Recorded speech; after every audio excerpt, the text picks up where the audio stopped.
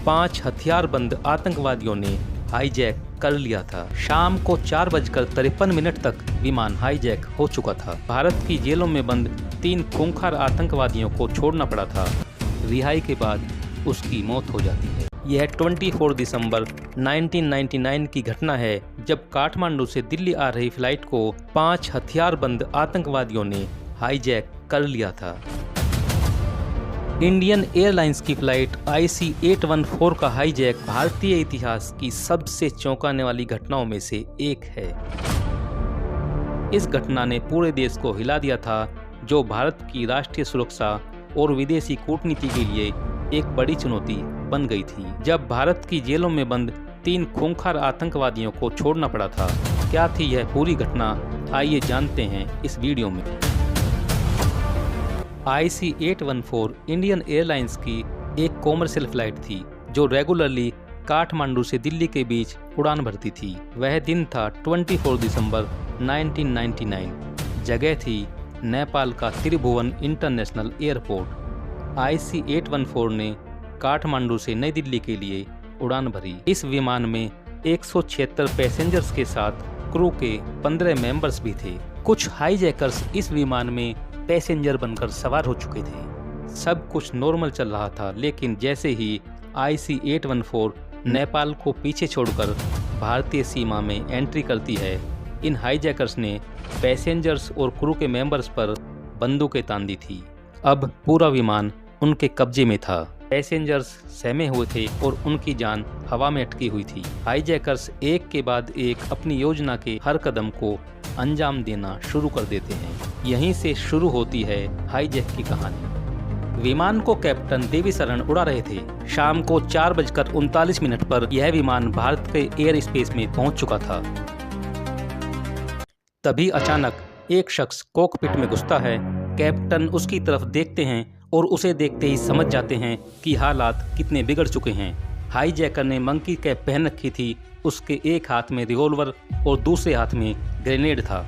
Hijacker चिल्लाता है, कोई अपनी जगह से नहीं हिलेगा, विमान हमारे कब्जे में है। शाम को 4:53 तक विमान हाईजैक हो चुका था।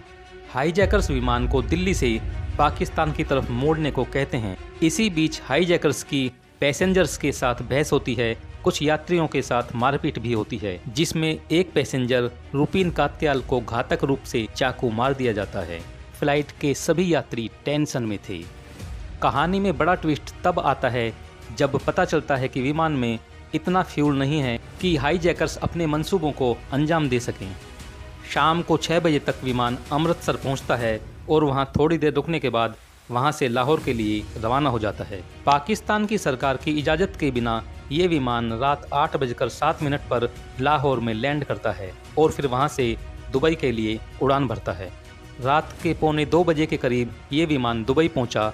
वहां फ्यूल भरे जाने के एवज में कुछ पैसेंजर्स की रिहाई पर समझौता हुआ। दुबई में 27 यात्री रिहा किए गए। इनमें ज़्यादातर महिलाएं और बच्चे थे, और एक वो यात्री भी मौजूद था जिसे हाईजैकर्स ने चाकू मारकर घायल कर दिया था। रिहाई के बाद उसकी मौत हो जाती है। यहाँ से विमान सीधे अफगानिस्तान तक के लिए अपनी मंजिल के लिए सफ़र तय करता है। इंडियन एयरलाइंस का ये हाईजैक विमान अगले दिन सुबह के तकरीबन 8:30 बजे अफगानिस्तान में कांधार की ज़मीन पर लैंड करता है। उस दौर में कांधार पर तालिबान की हुकूमत थी। विमान के हाईजैक होने के कुछ घंटों बाद ही शुरू होता है हाईजैकर्स की मांगों का सिलसिला। पहली बड़ी मांग थी भारतीय जेलों में बंद 36 आतंकवादियों को रिहा किया जाए। दूसरी बड़ी मांग थी 200 मिलियन अमेरिकी डॉलर की फिरौती। घंटों नहीं, कई दिनों तक हाईजैकर्स और भारतीय सरकार की बातचीत चलती है। घटना ने पूरे भारत को हिला दिया था। दुनिया भर में यह सबसे बड़ी खबर थी। भारत में विरोध प्रदर्शन शुरू हो गए थे। 31 दिसंबर तक विमान अफगानिस्तान के कांधार हवाई अड्डे पर खड़ा रहता है। दूसरी तरफ इस संकट के दौरान भारत सरकार की मुश्किलें भी बढ़ रही थी। मीडिया का दबाव था। बंधक यात्रियों के परिजन विरोध प्रदर्शन कर रहे थे। सरकार तनाव में थी। मौजूदा राष्ट्रीय सुरक्षा सलाहकार अजीत डोभाल ऑपरेशन कंधार का हिस्सा थे। हाईजैकर्स की सभी मांगें तो नहीं मानी गई, लेकिन यात्रियों को सुरक्षित सौंपने के बदले भारतीय जेलों में बंद 3 आतंकवादियों को छोड़ने पर फैसला लेना पड़ा। इस विमान में केवल भारतीय यात्री ही नहीं बल्कि Australia, Belgium, Canada, France, Italy, Japan, Spain और अमेरिका के नागरिक भी शामिल थे। पहले भारत को लगा था कि आतंकवादियों को मना लिया जाएगा, लेकिन जैसे जैसे दिन बीते भारत सरकार को अपने लोगों का डर सताने लगा और मजबूरन उस समय की एनडीए सरकार को यात्रियों की सुरक्षा सुनिश्चित करने के लिए 3 आतंकवादियों को कांधार ले जाकर रिहा करने का फैसला लेना पड़ा। उस समय की वाजपेयी सरकार के विदेश मंत्री जसवंत सिंह खुद 3 चरमपंथियों को अपने साथ कांधार ले गए थे। छोड़े गए चरमपंथियों में आतंकवादी संगठन जैश-ए-मोहम्मद का प्रमुख मौलाना मसूद अजहर, अहमद जरगर और शेख अहमद उमर शहीद शामिल थे।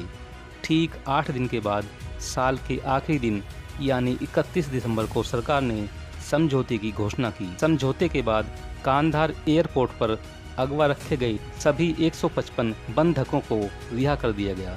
इसी रात सभी यात्रियों को भारत वापस लाया गया। इससे पहले भारत सरकार और चरमपंथियों के बीच समझौता होते ही तालिबान ने उन्हें 10 घंटों के भीतर अफगानिस्तान छोड़ने का अल्टीमेटम दे दिया था। शर्तें मान ली जाने के बाद चरमपंथी हथियारों के साथ अपने विमान से उतरे और एयरपोर्ट पर इंतजार कर रही गाड़ियों में बैठकर वहां से फौरन रवाना हो गए। भारत के लिए यह 8 दिन किसी बुरे सपने से कम नहीं थे।